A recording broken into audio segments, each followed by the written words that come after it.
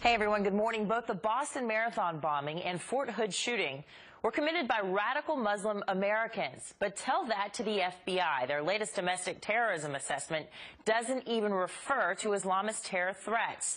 Here to weigh in is President of American Islamic Forum for Democracy and retired U.S. Navy officer, Dr. Zuhdi Jasser. Good morning. Thanks for being with us. Good morning. It's great to be with you.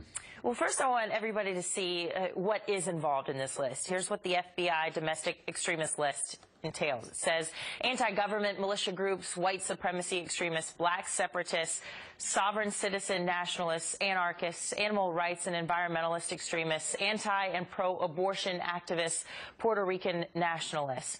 Now, yeah, all those groups are really stealing the headlines today, aren't they? It seems jaw-dropping that Islamic extremists are not on this. And you say?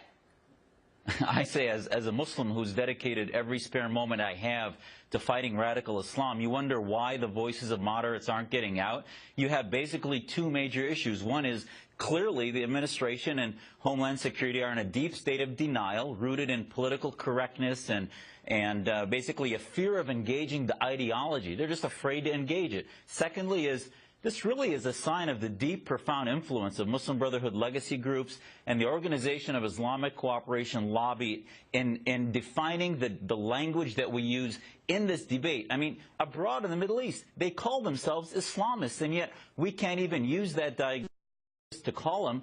And we wonder now there's over 200 Americans serving in ISIS, and that just happened in the last few months. It was happening when this report was made, and they weren't even talking about it. Right, and you think back to Fort Hood and the shouting of Allahu Akbar, and then still somehow it's considered workplace violence. And then to take the headlines from last week, and we had the two guys from Minneapolis who were radicalized and ended up being killed while fighting for ISIS. We've got estimates of hundreds of Western people who have gone. They have Western passports that can come back and hurt our homeland, obviously. What kind of a danger are we in if we don't recognize this issue?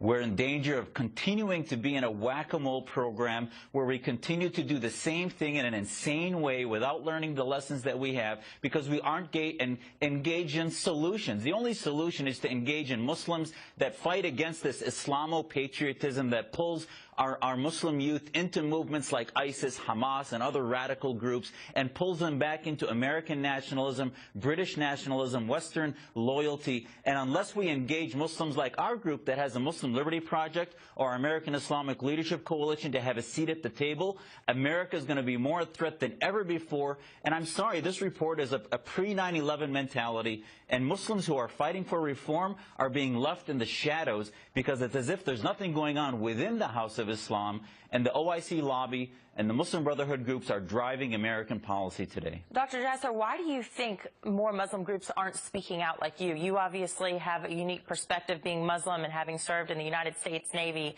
But why isn't it that more are speaking out to share the divide and make Americans realize we need to do something about this?